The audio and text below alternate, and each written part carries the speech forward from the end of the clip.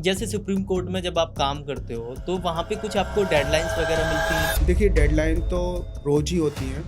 आप कोई भी काम करें, भले ही आप किसी ऑनरेबल जज के साथ काम करें या सुप्रीम कोर्ट में डे टू डे लाइफ में कुछ ऐसी चीज़ें हैं जो आपको लगता है कि बहुत ज़्यादा यूनिक हैं? ये मेरी पर्सनल ओपिनियन है। मैंने जैसे सुप्रीम कोर्ट को बहुत सारा जब मैं पे ऑफ़िस जाता हूँ, तो मैंने बहुत सारी प्लेसेस विज़िट की हैं। तो सबसे यूनिक मुझे लगता है कि अच्छा, अगर मैं यहाँ पे एलिजिबिलिटी की बात करूँ कि डेफ़िनेटली कुछ तो एलिजिबिलिटी क्राइटेरियाज़ होंगे इस पोजीशन के लिए, तो क्या क्राइटेरियाज़ वो रहते हैं कि उसके लिए भी नोटिफ़िकेशन जो आई है 90 वैकेंसीज़ की, तो उसमें जो एलिजिबिलिटी क्राइटेरिया मेंशन्ड है, वो ये है कि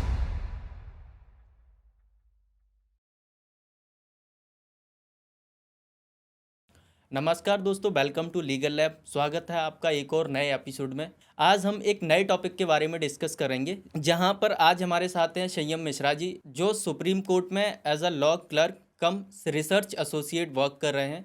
स्वागत है सर आपका हमारे एपिसोड में। तो आप प्लीज़ थोड़ा सा अपने बारे में बताएंगे। Thank you Dinesh. मैं अभी सुप्रीम कोर्ट में as a law clerk cum research associate काम कर रहा हूँ। और अगर आप मेरे बैकग्राउंड के बारे में बात करें, तो मैंने 2022 में जामिया मिलिया इस्लामिया से अपनी ग्रेजुएशन कंप्लीट की। उसके बाद कुछ टाइम के लिए मैंने एक पॉलिसी और रिसर्च में एक पॉलिटिकल कंसल्टेंसी के साथ काम किया, और उसके बाद से अभी मैं सुप्रीम कोर्ट में एज ए लॉ क्लर्क काम कर रहा हूँ।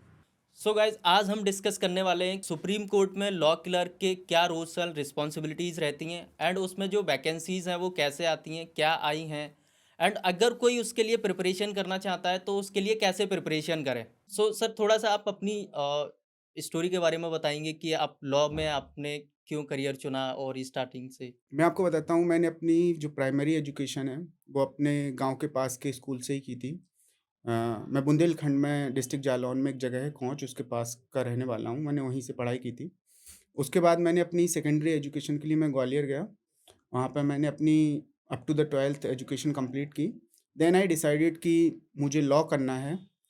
और उसके रीज़न बहुत सारे थे। मेरे आसपास के सारे लोग थे, उनका जो इंटरेस्ट था वो इंजीनियरिंग, किसी का मेडिकल, या फिर लोग कॉम्पिटिटिव एग्ज़ाम जैसे कि पब्लिक सर्विस कमीशन, एसएससी वगैरह की तैयारी कर रहे थे। पर मेरे इंटरेस्ट इनसे उलट थे कहीं न कहीं। और मुझे हमेशा से लॉ में कहीं न कहीं दूर से एक रिमोटली एक इंटरेस्ट था। और जब मैंने उसको सोचा कि मैं उसको परस्यू करना चाहता हूँ, तो मैंने उसके बारे में थोड़ी-सी और जानकारी जुटाने का ट्राई किया। मैंने जाना कि कौन-कौन से एंट्रेंसेस अवेलेबल होते हैं, जिसके जिसके बाद मुझे क्लेट के बारे में पता लगा। मुझे सेंट्रल लॉ यूनिवर्सिटीज़ के जो भी एंट्रेंस एग्ज़ाम्स होते थे, उनके बारे में पता लगा, और मैंने उनके लिए प्रिपरेशन शुरू की। और मेरा एडमिशन जामिया मिलिया में हो गया था। मैंने 2017 से लेकर 2022 तक अपनी लॉ की पढ़ाई कंप्लीट की। और वो पूरे 5 साल में मैंने बहुत सारी चीज़ें एक्सप्लोर की। मैंने लॉ फर्म्स में इंटर्नशिप की, लिटिगेशन में इंटर्नशिप की, एनजीओज़ में इंटर्नशिप की, और फाइनली मैंने ये फिगर आउट किया कि मुझे आगे जाके क्या करना है। अच्छा, इसके पीछे कोई इंस्पिरेशन थी आपकी कि लॉ में करियर बनाने के पीछे कुछ इंस्पिरेशन रही हो आपकी? देखिए, मैं आपको बताता हूँ, जो मेरा एरिया है बुंदेलखंड, तो आप उसको देखेंगे तो उत्तर प्रदेश के सबसे बैकवर्ड एरियाज़ में से एक होता है। तो मैंने देखा था कि छोटी-छोटी जो समस्याएँ हैं लोगों की, वो चाहे एक एफ़िडेविट बनवाने से लेके बड़े-बड़े ज़मीन के विवाद रहे हों, या फिर लोगों के और भी कोई क्रिमिनल टाइप के जो डिस्प्यूट्स रहे हों, मैंने देखा कि उनको उनके रिज़ॉल्यूशन के लिए लोगों के पास ना तो एजुकेशन थी, ना ही अवेयरनेस थी। तो मुझे लगा कि मैं इसके लिए कुछ कर सकता हूँ, पर एट द सेम टाइम मुझे ये भी देखना था कि मैं अपनी रिसोर्सेज़ के दायरे में रह के कैसे उन्हें कर सकता हूँ। और अगर आप हिस्टोरिकली भी देखें, तो जो डिस्प्यूट रिज़ॉल्यूशन होता है या लोगों के विवाद को सुलझाना होता है, वो हमेशा से उन लोगों के हाथों में दिया जाता था जिनके पास विज़डम होती थी और कहीं न कहीं पावर होती थी। चाहे वो सरपंच होते थे, पहले के ज़माने में राजा होते थे, तो वो हमेशा एक समाज के उन लोगों को दिया गया जो एजुकेटेड थे, विज़डम से भरपूर थे, और उनके पास वो कैपेसिटी थी कि वो इस डिस्प्यूट को रिज़ॉल्व कर सकें। तो ये सारी चीज़ें मुझे अट्रैक्ट करती रही हैं पहले से, इवन दो रिसोर्सेज़ का लिमिटेशन थे, मैं कहाँ पैदा हुआ था, ये सारी चीज़ें थीं। पर उसके बाद जब मैंने धीरे-धीरे एक्सप्लोर किया, फ़ॉर्च्यूनेटली हमारे पास इंटरनेट आ गया था। मैं ग्वालियर में रहता था, तो मैंने साइबर कैफ़े में जाके पता लगाया कि क्लैट क्या होता है, कैसे हम तैयारी कर सकते हैं, नेशनल यूनिवर्सिटीज़ क्या होती हैं, सेंट्रल यूनिवर्सिटीज़ क्या होती हैं, जिसमें से मुझे एक सेंट्रल यूनिवर्सिटी में दिल्ली में जामिया मिल्लिया इस्लामिया में एडमिशन मिल गया था। तो ये सारे इंस्पिरेशन रहे, आस-पास के लोगों को देखना, उनके लिए क्या कर सकता हूँ। जैसे कि अब मैं गाँव में जाता हूँ, तो जब भी छुट्टियों में मौका मिलता है, तो लोग मुझसे पूछते हैं कि सुप्रीम कोर्ट के बारे में पूछते हैं, या फिर उनके कोई छोटे-मोटे विवाद चल रहे होते तो पूछते हैं, तो कहते हैं कि मतलब मज़ाक में ही कहते हैं कि क्या तुम मेरा मुकदमा लड़ लोगे? तो वो सारी चीज़ें मुझे अभी भी खुशी देती हैं। तो कहीं न कहीं एक एक होता है ना, मतलब प्राउड मोमेंट फ़ील होता है कि जो गाँव के बड़े-बुजुर्ग हैं, वो तुम्हें रिस्पेक्ट से देख रहे हैं कि तुम सही जगह काम कर रहे हो, गाँव तो ये सब मेरे इंस्पिरेशन रहे हैं। अच्छा, इसमें लाइक यहाँ तक की जो जर्नी थी लॉ क्लर्क बनने तक की, तो इसमें बहुत सारे चैलेंजेस भी आए होंगे नो डाउट। तो कुछ एक ऐसा मोमेंट जो आपको लगा हो कि यार वो वाले जो मोमेंट्स थे मेरे लाइफ़ के बहुत ज़्यादा चैलेंजिंग थे? मेरी ग्रेजुएशन कंप्लीट हुई तो एक ग्रेजुएशन के बाद एक फीलिंग ऑफ अनएम्प्लॉयमेंट भी आती है हर किसी की लाइफ में। आपको समझ नहीं आता कि अब आप क्या करेंगे? क्योंकि घर वालों की भी एक्सपेक्टेशन होती है, आप 5 साल दिल्ली में रहे हैं, आपने पढ़ाई की है, आपने इंटर्नशिप्स की हैं, अब क्या होगा? अब आपके ऊपर एक रिस्पॉन्सिबिलिटी होती है टू शो कि आपने 5 साल में कुछ काम किया है। तो मैंने बहुत सारे ऑप्शंस को एक्सप्लोर करना शुरू किया, और जिसमें मुझे पता लगा कि लॉ क्लर्कशिप जैसी एक चीज़ होती है। फॉर्च्यूनेटली 2022 में अनफॉर्च्यूनेटली 2022 में कोई वैकेंसीज़ लॉ क्लर्क की शायद नहीं आई थी because of Covid and all. 2023 में वैकेंसीज़ आई थी, जब मैंने एग्ज़ाम को अटेम्प्ट किया था। तो सबसे बड़ा चैलेंज मुझे लगता है ये था कि एक 3 स्टेज एग्ज़ाम है। आपके मन में 100 बार सवाल आते हैं कि आप क्वालीफ़ाई कर पाएँगे, नहीं कर पाएँगे। आप ट्रेडिशनल लॉ स्कूल से हैं।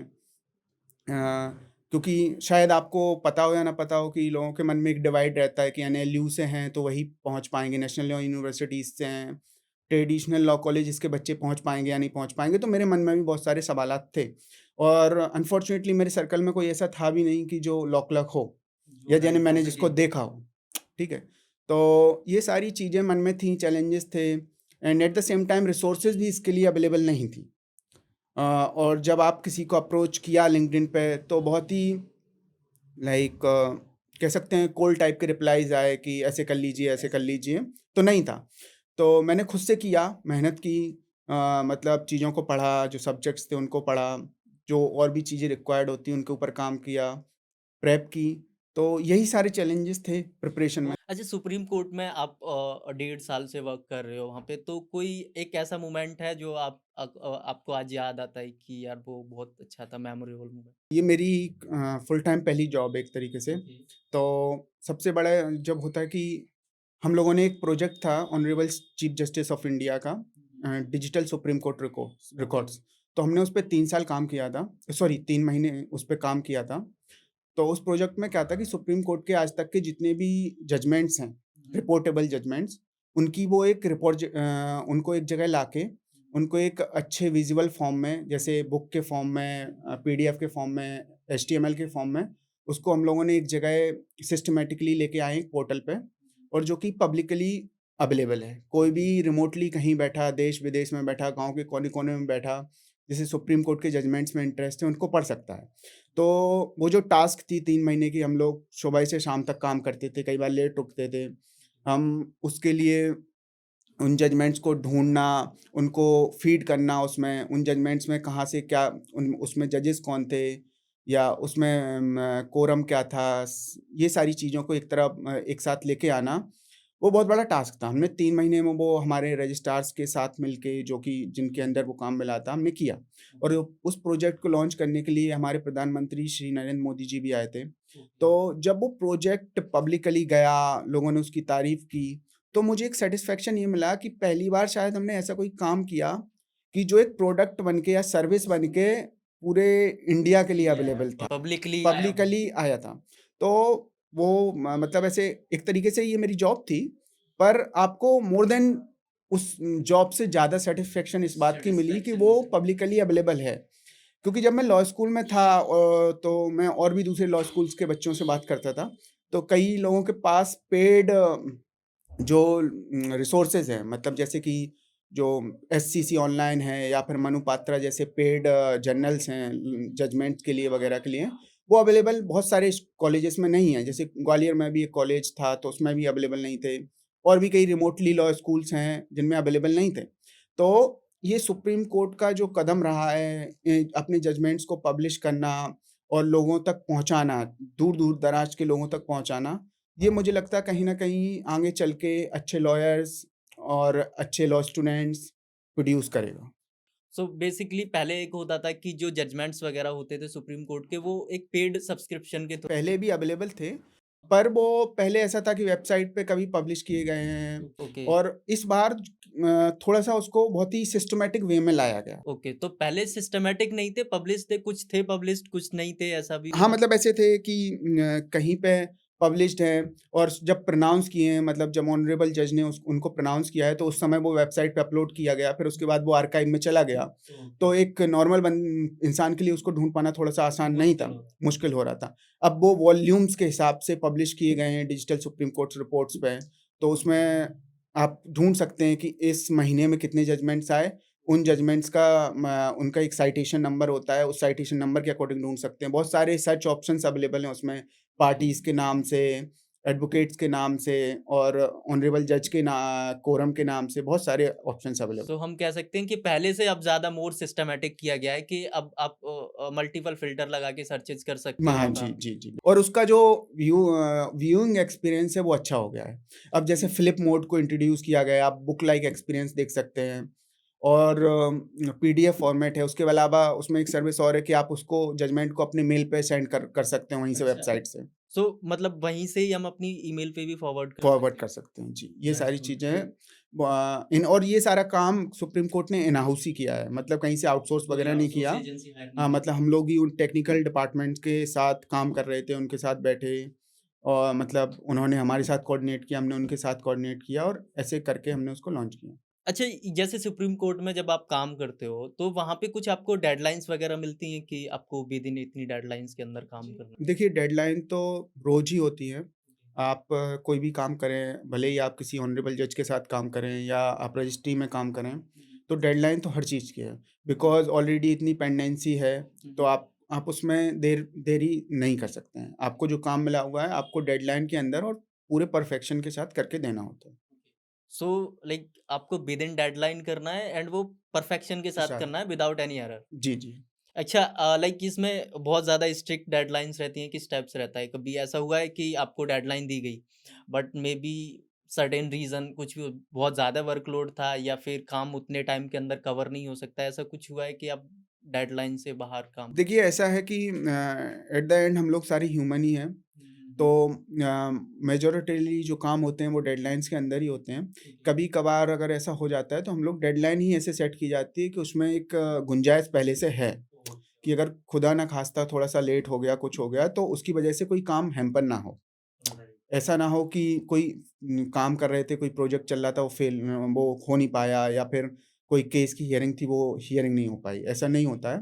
तो ये सारी चीज़ें हैं, जो सुप्रीम कोर्ट इतना बड़ा है, इतने सारे केसेज़ आते हैं, और ये सब जो स्मूथ चलता है, इतना कोऑर्डिनेशन है कि केस फाइल्स होते हैं, केस फाइल होते हैं, उनकी स्कैनिंग होती है, वो जजेस के पास पहुँचते हैं, लॉ क्लर्क्स उनके ऊपर काम करते हैं, कोर्ट में स्मूथली वो सारी चीज़ें होती हैं। ये सब सुप्रीम कोर्ट को एक तरीके से यूनिक भी बनाता है। सुप्रीम कोर्ट में डे टू डे लाइफ में कुछ ऐसी चीज़ें हैं जो आपको लगता है कि बहुत ज़्यादा यूनिक हैं और अच्छी हैं? देखिए, मैं आपको बताऊँ, जैसे अगर ये मेरी पर्सनल ओपिनियन है, मैंने जैसे सुप्रीम कोर्ट को बहुत सारा जब मैं वहाँ पे ऑफ़िस जाता हूँ, तो मैंने बहुत सारी प्लेसेस विज़िट किए हैं। तो सबसे यूनिक मुझे लगता है कि सुप्रीम कोर्ट में एक्सेसिबिलिटी बहुत अच्छी है, स्पेशली जो लोग फिज़िकली डिसेबल्ड हैं, या जो विज़ुअली चैलेंज्ड हैं, उन लोगों के लिए बहुत एक्सेसिबिलिटी है। उनके लिए अलग से काउंटर्स अवेलेबल हैं, चीज़ें उनके लिए मार्क्ड हैं, वॉशरूम्स उनके लिए एक्सेसिबल हैं।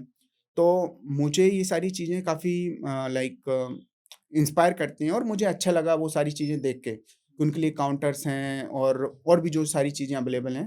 तो ये सारी चीज़ें यूनिक बनाती हैं, बिकॉज़ अनफॉर्चुनेटली हमारे जो डिस्ट्रिक्ट कोर्ट्स हैं या और भी इंस्टीट्यूशंस होते हैं, वो शायद इतने एक्सेसिबल नहीं हैं जितने उन्हें होना चाहिए। आप बोल रहे हो कि वहाँ पे सारी चीज़ें बहुत एक्सेसिबल हैं, जो डिसेबल्ड लोग हैं, है ना? हाँ। उनके लिए बहुत ज़्यादा फैसिलिटीज़ अच्छे से अवेलेबल हैं, उनको ताकि कोई प्रॉब्लम ना हो। सुप्रीम कोर्ट इंडिया पूरे इंडिया को कवर करता है ना? सारे districts courts and high courts को लीड करता है।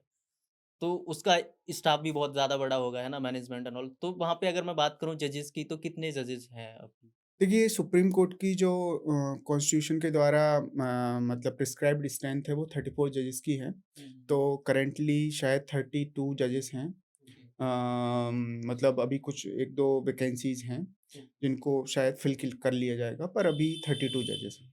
अच्छा, उसमें उनके साथ करीब क्लर्क जो होंगे, लॉ क्लर्क, वो कितने वर्क करते होंगे? देखिए एक ल जज को मैक्सिमम 5 लॉ क्लर्क रखने की शायद अनुमति है, एज़ ओके। पर जो उनकी स्कीम है, हुँ, सुप्रीम हुँ। कोर्ट की स्कीम के अकॉर्डिंग। ओके। और तो उसमें कई जजेस के पास 4 हैं, हुँ, हुँ। कइयों के पास 5 है, तो ऑनरेबल जज अपनी रिक्वायरमेंट के हिसाब से वो एडजस्ट करके सो रखते हैं। मोटा-मोटी 4-5 क्लर्क एसोसिएट जो है ना, उनके रिसर्च साथ रहते, एसोसिएट्स। रिसर्च एसोसिएट उनके साथ रहते हैं।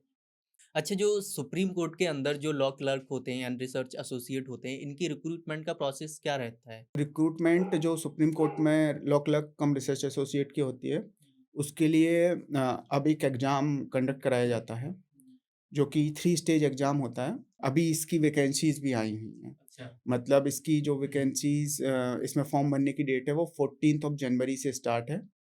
14th ऑफ जनवरी 2025 से स्टार्ट है और 7th ऑफ फरवरी 2025 तक फॉर्म्स फिल किए जा रहे हैं, ओके। जिसका एग्ज़ाम शेड्यूल्ड है शायद 9th ऑफ मार्च को। सो बेसिकली इसके 3 स्टेजेस में एग्ज़ाम होते हैं। जी, मैं जैसे इसका पैटर्न आपको बताने की ट्राई करता हूँ कि जो क्लर्कशिप की रिक्रूटमेंट है वो 3 स्टेजेस में हो सकती है या 3 पार्ट बोल सकते हो उनको। ओके। जो पहली स्टेज है वो होती है एक ऑब्जेक्टिव टाइप एग्ज़ाम, जिसे हम प्री एग्ज़ाम भी कह सकते हैं। ओके, तो वो मॉर्निंग में होगा ठीक है। और उसमें 100 एमसीक्यूज़ आते हैं, ओके, जिसमें से लगभग 10 टू 15% जो क्वेश्चन्स होते हैं वो इंग्लिश कॉम्प्रिहेंशन पे बेस्ड होते हैं। ओके, उसके बाद जो 60% अराउंड जो क्वेश्चंस होते हैं वो आपके 5 सब्जेक्ट्स, जिसमें कि code of criminal procedure, code of civil procedure, Indian evidence act, Indian penal code और constitution of India and Indian contract act. और इसके साथ जैसे कि आपको पता है कि नए लॉज़ भी आए हुए हैं। हुँ, हुँ।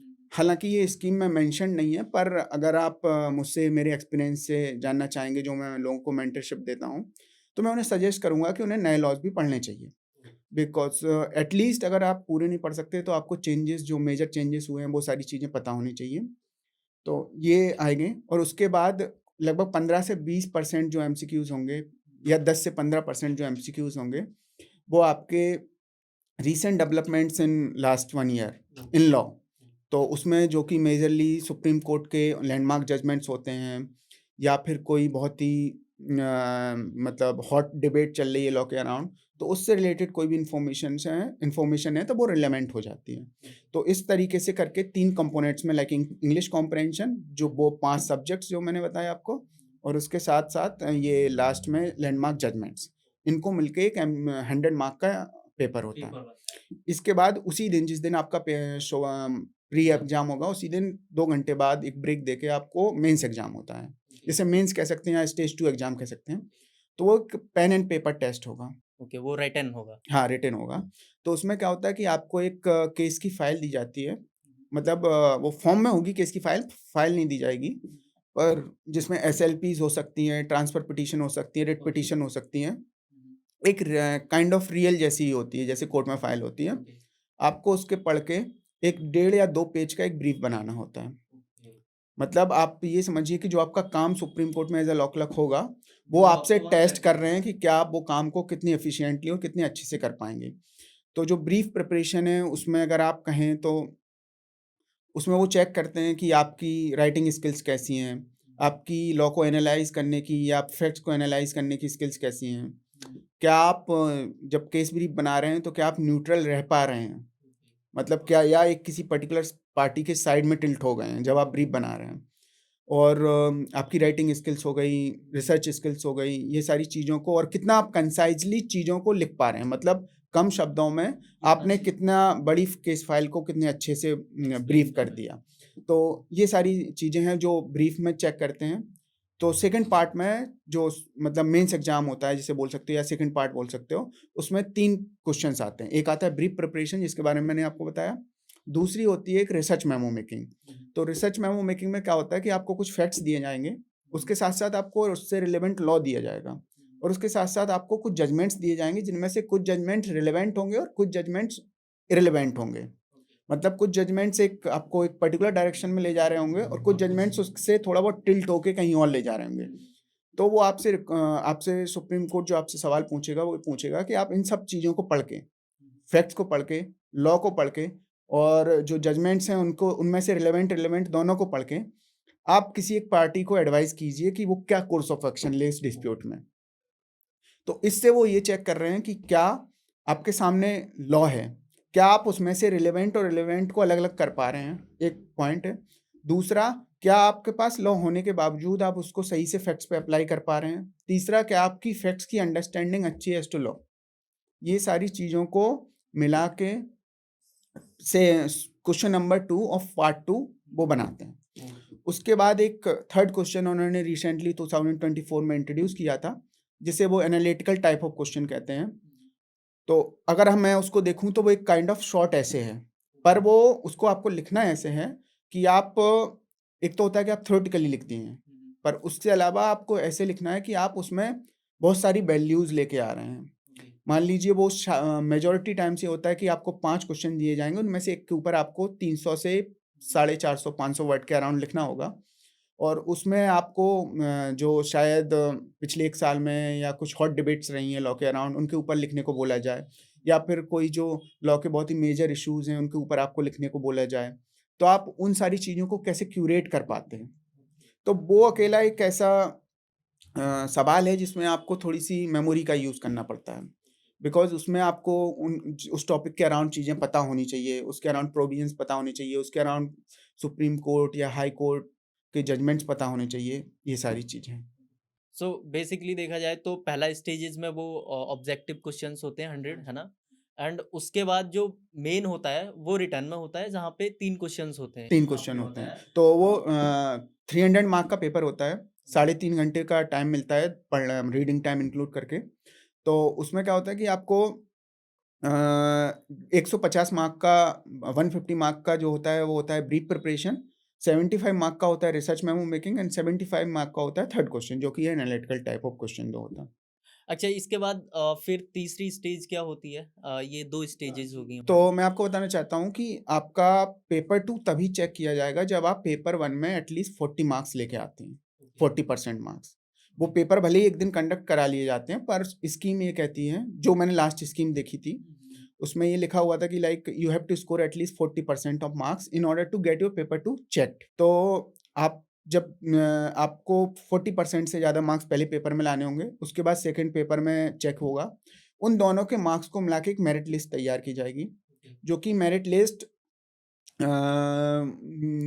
लिस्ट में जो भी उनका कट ऑफ एक डिसाइड होगा कि इतने लोगों को वो इंटरव्यू के लिए कॉल कर रहे हैं और उनके लिए एक लिस्ट पब्लिश की जाएगी। फिर उनमें से वो लिस्ट ऑनरेबल जजेस के पास इक्वल नंबर ऑफ कैंडिडेट्स सारे ऑनरेबल जजेस को अलॉट किए जाते हैं।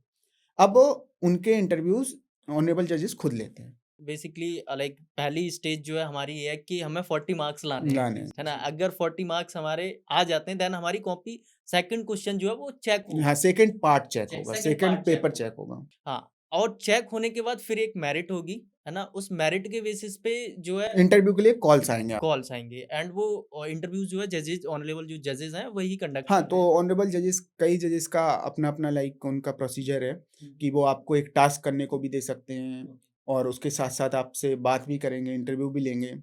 तो ये सारी मतलब उनकी हर जजेस की अपने-अपने वो हो सकते हैं क्राइटेरियाज़ कि कैसे उनको सिलेक्ट करना है। मैं अगर अपने एक्सपीरियंस से अभी बताऊँ जो मेरे को सबसे अच्छी चीज़ लगी, मतलब अब तक जितनी भी मैंने गवर्नमेंट जॉब्स देखी है ना, मोस्टली उनमें देखा है कि जो हमारा काम होता है ना, उसके बारे में कोई डिस्कस नहीं करता है।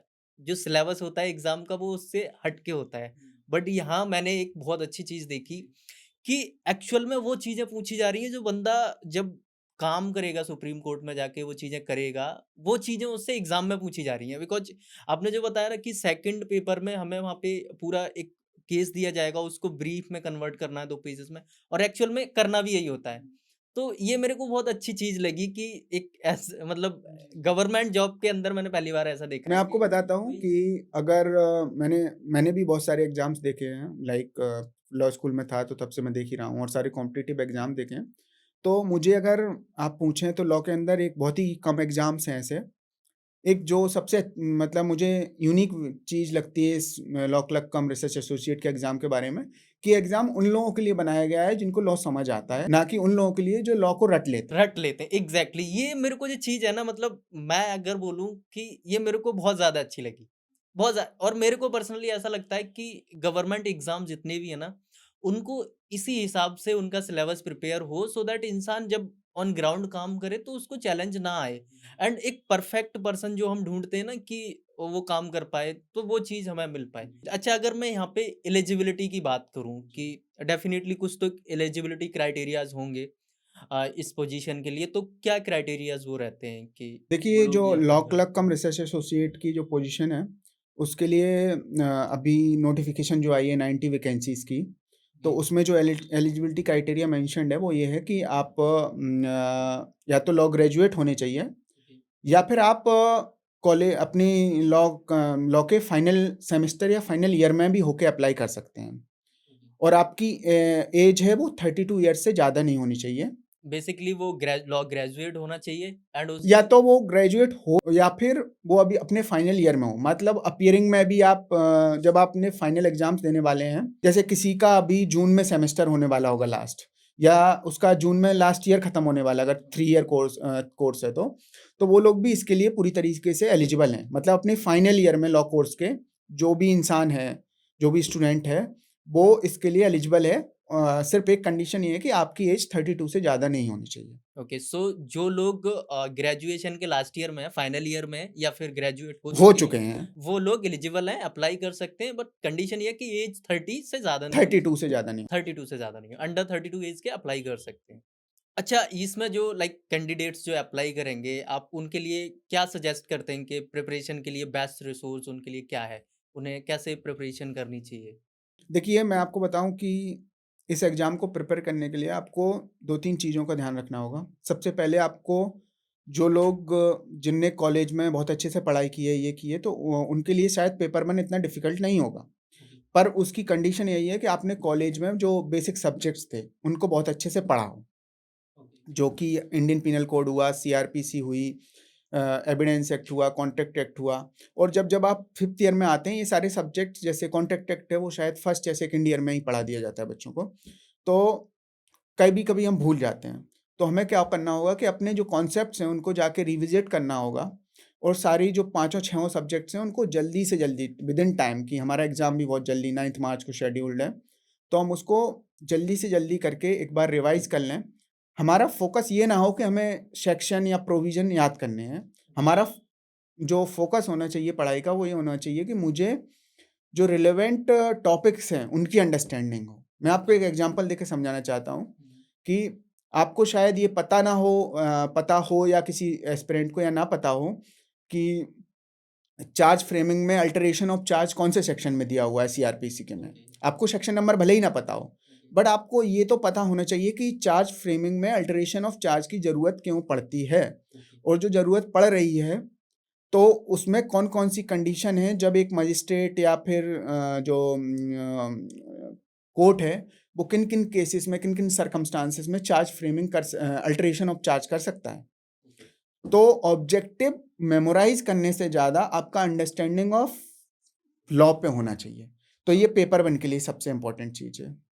सो बेसिकली अगर देखा जाए तो एक होता है कि कंप्लीटली ना जानने के बजाय अगर आपको अंडरस्टैंडिंग होना बहुत ज़रूरी है, जी। वो लॉ के टॉपिक्स की कि वो किस लिए हैं नहीं, कंप्लीट अंडरस्टैंडिंग ज़रूरी है, पर मैं क्या कह रहा हूँ कि सबसे, जैसे लॉ में अगर आप देखेंगे, तो लॉ में एक बहुत बड़ी टास्क होती है कि सारे सेक्शंस को याद करना। आपको मैं बताता हूँ कि आईपीसी में, इंडियन पिनल कोड में 511 सेक्शंस हैं। अब वो 511 सेक्शन के नंबर याद करना कि सेक्शन 5 में ये दिया हुआ है, सेक्शन 25 में ये दिया हुआ है, बहुत टफ टास्क है। अब और सारे एग्ज़ाम्स के लिए जो लॉ से रिलेटेड हैं, शायद वो प्रोविज़न को याद करना बहुत इंपॉर्टेंट चीज़ है। जैसे आप किसी भी जुडिशियल सर्विस एग्ज़ाम को ले लीजिए या किसी और एग्ज़ाम को ले लीजिए, उसमें बहुत इंपॉर्टेंट है। पर इस पर्टिकुलर पेपर में ये इंपॉर्टेंट नहीं है कि आपको ये पता है सेक्शन 25 क्या है। भले ही ना पता हो, पर आपको वो पता होना चाहिए कि सेक्शन 25 में क्रक्स क्या थी। आपको ये भूल जाओ आप कि सेक्शन 25 क्या था, पर आपको अगर कॉन्सेप्ट ऑफ डिसऑनेस्ट इंटेंशन और ये सारी चीज़ें पता हैं, भले ही ये नहीं पता कि वो कहाँ दी हुई है आईपीसी में, ये इम्पोर्टेंट है। अच्छा, जो law clerk and research associate होते हैं, तो उनकी जो स्किल्स होती हैं, वो क्या होनी चाहिए अगर कोई कैंडिडेट है, जो एस्पिरेंट है, जो अप्लाई कर रहा है? देखिए, आपको मैं बताऊँ कि स्किल्स का तो ऐसा है कि ये जॉब बहुत ही यंग लोगों को दी जाती है कि जैसे ही आप लोग ग्रेजुएट हुए हैं, आपको दी जा रही है। तो ऐसा नहीं है कि ऑनरेबल जजेस या जो सुप्रीम कोर्ट की रजिस्ट्री है, वो आपसे ही एक्सपेक्ट करती है कि आप बिल्कुल ही मतलब बहुत परफेक्ट हों हर चीज़ में। पर जो रिक्वायरमेंट है वो ये है कि आप बेसिक अंडरस्टैंडिंग ऑफ थिंग्स रखते हों, जो उससे रिलेटेड है। जिसमें कि लीगल रिसर्च है, तो उसमें एक रिक्वायरमेंट है एडवर्टाइज़मेंट में कि you should be well versed with using Manupatra SCC online and digital Supreme Court reports and Supreme Court reports and all those things which Westlaw. तो आपको जैसे जो भी आपने अगर ठीक-ठाक लॉ स्कूल से अपना पढ़ाई की हुई है और अगर लॉ स्कूल आपका अच्छा भी नहीं था पर आपके पर्सनल एफर्ट्स अच्छे थे, तो आपने कभी कॉलेज में रह के इंटर्नशिप्स की हैं या फिर रिसर्च पेपर्स लिखे हुए हैं, तो आपको ये सारी चीज़ें चलाना आती होंगी। किसी भी लॉ ऑलमोस्ट 90% लॉ स्टूडेंट्स को ये चीज़ें चलाना आती हैं। तो ये चीज़ों की मतलब आपको रिसर्च कैसे करना है, उनकी जो रिसोर्सेज़ हैं, उनको एक्सेस कैसे करना होगा आपको, ये सारी स्किल्स। उसके बाद आपकी राइटिंग स्किल्स। तो आप देखेंगे कि वो एग्ज़ाम ही ऐसे क्यूरेट किया गया है कि वो आपकी ये सारी स्किल्स को चेक कर लेता है। राइटिंग स्किल्स हो गई, राइटिंग रिसर्च स्किल्स हो स्किल्स गई, हो गई। आपकी लैंग्वेज में प्रोफिशिएंसी कैसी है, आप कितना अच्छा लिख पा रहे हैं, क्या आप कंसाइज़ लिख के परफेक्ट जो रिक्वायरमेंट है उसको कंप्लीट कर पा रहे हैं, ये सारी चीज़ें वो चेक कर रहे हैं ऑलरेडी। सो हम देखें कि 2 स्किल्स जो है बहुत ज़्यादा मैटर करती हैं। एक तो राइटिंग स्किल आपकी हो गई, दूसरा रिसर्च स्किल कि आपको रिसोर्सेज़ को कैसे एक्सेस करना है, रिसर्च को कैसे कंप्लीट करना है ना? डीप हमें जाना है।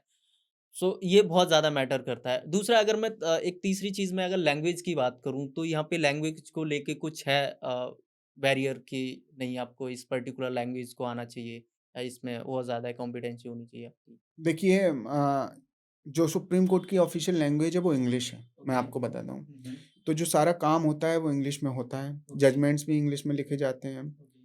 फाइल्स भी इंग्लिश में केसेस भी जो एडवोकेट्स हैं हुँ, हुँ। रिस्पेक्टेड वो फाइल जो लेके आते हैं वो भी ड्राफ्टेड इंग्लिश में इंग्लिश में होती है, होती है। सारी चीज़ इंग्लिश में होती हैं। ओके, तो वहाँ पे जो भी जो भी लॉ क्लर्क्स होंगे ये रिक्वायर होगा कि उनको वो इंग्लिश को समझ पाएँ, ओके, पढ़ पाएँ और वो लिख पाएँ। ओके। बिकॉज़ अगर वो नहीं कर पाएँगे तो उनका जो पर्पज़ है वो ही डिफीट हो फुलफ़िल नहीं जाएगा। होगा। जी, सो तो बेसिकली यहाँ पे एक जो मैंडेटरी है, मतलब चाहिए ही चाहिए, वो है कि आपकी जो लैंग्वेज है इंग्लिश, वो एक प्रकार से उस लेवल पे होनी चाहिए कि आप उसमें लिख पाओ, है ना? समझ पाओ चीज़ों को एंड ऑल। एट लीस्ट आपको इतना आता हो कि एक आप एक अच्छी तरह से लिख पाएँ, बोल पाएँ और उसको समझ पाएँ, पढ़ पाएँ, समझ पाएँ। इतनी आपकी इंग्लिश की तो रिक्वायरमेंट ऑब्वियसली है। अच्छा सर, जैसे अभी आप सुप्रीम कोर्ट में as a law clerk and research associate काम कर रहे हैं, तो आपकी फ्यूचर एस्पिरेशंस क्या हैं? आप क्या चाहते हैं फ्यूचर में? फ्यूचर में एक्चुअली अभी तो मैं काफ़ी चीज़ें एक्सप्लोर कर रहा हूँ। रिसेंटली मुझे लीगल एंटरप्रेन्योरशिप में थोड़ा-सा इंटरेस्ट जागा है कि मैं लॉ फ़ील्ड में क्या नई चीज़ें कुछ इंट्रोड्यूस कर सकता हूँ टेक्नोलॉजी के थ्रू। लीगल नॉलेज को मैं कैसे और लोगों के पास ले जा सकता हूँ, जो रिमोट से रिमोट एरियाज़ हैं, मेरे घर के पास हुआ या और कहीं भी हुआ, मैं कैसे उन लोगों के पास लीगल नॉलेज को ले जा सकता हूँ, लॉ की अंडरस्टैंडिंग, उनके राइट्स की अंडरस्टैंडिंग, ये सारे मेरे एस्पिरेशंस हैं फ़िलहाल तो। सो बेसिकली आपका इंटरेस्ट है कि legal entrepreneur and technology legal के ये अंदर, दूसरा लीगल इस एजुकेशन जो है, इसकी अवेयरनेस हम इसकी फैला पाएँ अवेयरनेस रूरल एरियाज़ तक, है ना? और रिमोट इसकी जो एरियाज़ में। एक्सेसिबिलिटी है लीगल नॉलेज की, वो मैं सोचता हूँ कि वो बढ़ जाए लोगों के पास। लोगों को अपने राइट्स के बारे में पता हो और वो शायद उस उन राइट्स को परस्यू कर पाएँ बहुत ईज़िली। जैसे आप सुप्रीम कोर्ट में अभी हो, तो अगर कोई as a law clerk job कर रहा है एंड फर्दर उसको कुछ जैसे मान लो फर्दर पोजीशंस हैं, वहाँ पे कुछ प्रमोशन या वैसा कुछ मिलने की अपॉर्च्युनिटी मिलती हैं क्या? मैं आपको बताता हूँ सुप्रीम कोर्ट में एक पोजीशन होती है एडवोकेट्स ऑन रिकॉर्ड। तो एडवोकेट्स ऑन रिकॉर्ड एओआर बोलते हैं जिन्हें जनरल टर्म में। वो एडवोकेट्स होते हैं जिनको राइट होता है सुप्रीम कोर्ट में एक केस फाइल करने का। जबकि एक ऑर्डिनरी एडवोकेट अगर सुप्रीम कोर्ट में कोई केस फाइल करना चाहता है, तो वो पहले एक एडवोकेट ऑन रिकॉर्ड के पास जाएगा, उनसे बोलेगा कि मुझे ये केस फाइल करना है। देन वो जो एडवोकेट ऑन रिकॉर्ड है, वो अपने साइन करेगा, वो ड्राफ्टिंग करेगा या जो एडवोकेट है, जो लेके आया केस वही ड्राफ्ट करके लाया है। वो अपनी-अपनी मतलब कन्वीनियंस के हिसाब से होता है। उन्हीं के पास ये राइट होता है कि वो सुप्रीम कोर्ट में केस फाइल कर सकें। तो उसके लिए एक एग्ज़ाम होता है एडवोकेट ऑन रिकॉर्ड का। तो उसकी एलिजिबिलिटी क्राइटेरियाज़ हैं कि आपने इतने साल प्रैक्टिस की हो, लगभग वो मैं श्योर नहीं हूँ, शायद 4 या कुछ 4 साल की प्रैक्टिस माँगते हैं, उसके बाद ही आप एओआर का एग्ज़ाम अटेम्प्ट कर सकते हैं। तो बहुत ही टफ एग्ज़ाम होता है, बहुत ही रेप्यूटेड लिटिगेशन में एग्ज़ाम है कि मतलब जो लिटिगेशन करते हैं वो एओआर बनना चाहते हैं समडे। तो जो सुप्रीम कोर्ट में जो लॉ क्लर्कशिप का टेन्योर होता है आपका, जितने टाइम आप सुप्रीम कोर्ट में एज़ अ लॉ क्लर्क सर्व करते हैं, उसको काउंट किया जाता है as a practice for the purpose of advocate on record examination. तो आप मान लीजिए सुप्रीम कोर्ट में 3 साल लॉ क्लर्क रहे हैं या 2 साल लॉ क्लर्क रहे हैं, तो वो जो आपका 2 साल या 3 साल का पीरियड है, it shall be counted for the purpose of eligibility in advocate on record examination. अच्छा, जो लॉ क्लर्क जो होते हैं वो as a contractual based job है, तो जिनका जो कॉन्ट्रैक्चुअल टेन्योर है वो जब खत्म हो जाता है, उसके बाद फिर क्या होता है? उनके पास क्या-क्या ऑप्शंस हैं जो देखिए, मैं आपको बताऊँ कि एक ऑनर की बात होती है कि आप सुप्रीम कोर्ट में एज़ अ लॉ क्लर्क काम करे हुए हैं और जो आपके पास बहुत सारे ऑप्शंस खुल जाते हैं। मैं आपको बताऊँ जो लोग क्लर्कशिप करने आते हैं उनके पास मेजर 3-4 रीज़न होते हैं। जैसे जो लोग लिटिगेशन में जाना चाहते हैं, तो आप हमारे इंडस्ट्री के जो स्टैंडर्ड्स हैं वो बहुत ही ऐसे हैं कि जो नए लॉयर्स होते हैं उनको बहुत ही कम पे किया जाता है। पर सुप्रीम कोर्ट की जो सैलरी है वो आपको पता है कि फर्स्ट ईयर में 80,000 है, देन 90,000 है। तो सबसे पहला ऑप्शन ये रहता है कि अगर आप फ्रेशली किसी एडवोकेट को जॉइन करते हैं एज़ अ जूनियर तो आपको शायद बहुत कम पे मिलेगा। पर जब आप एक लॉ क्लर्कशिप का एक्सपीरियंस लेके किसी सीनियर को जॉइन करते हैं एज़ जूनियर, देन डेफिनिटली वो पे इंक्रीज़ होता है। ये आपकी वैल्यू बढ़ जाती है उनकी वैल्यू नज़रों बढ़ में, जाती क्योंकि आपके पास एक जज के साथ काम करने का एक्सपीरियंस है, आपके पास बहुत सारी स्किल्स हैं। दूसरा ये होता है कि बहुत सारे लोगों को अपना जो फर्दर स्टडीज़ है, एलएलएम, पीएचडी वगैरह, वो करने वो बाहर जाते हैं, विदेश जाते हैं।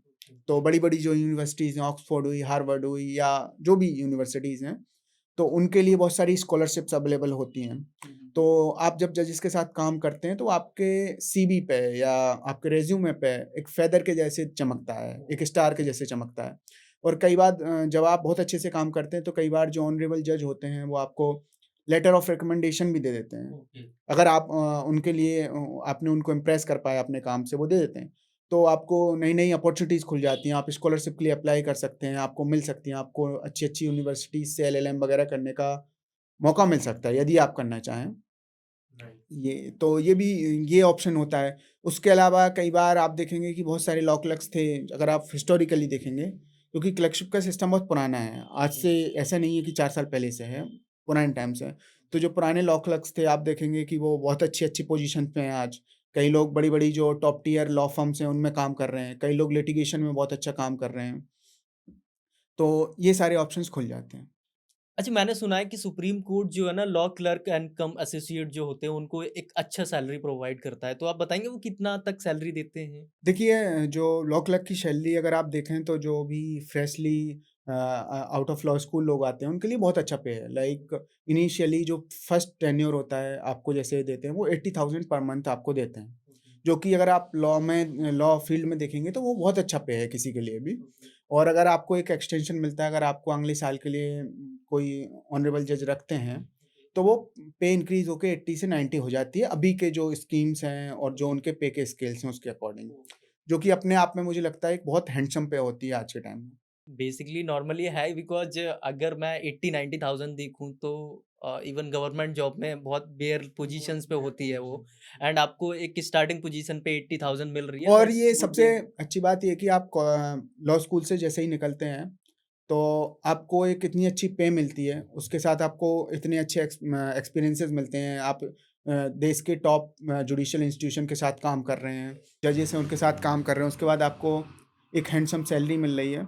तो जब ये सारी चीज़ें होने के बाद आप उस पैसे को सेव करके अपनी जो फ्यूचर एस्पिरेशंस हैं, मान लीजिए आप बहुत ही अच्छे फाइनेंशियल बैकग्राउंड से नहीं थे, पर आपको बाद में जुडिशरी की कोचिंग करनी है या आपको लिटिगेशन में अपना ऑफ़िस एस्टेब्लिश करना है, तो इस सब में ये सारा पैसा आपके यूज़ आ सकता है।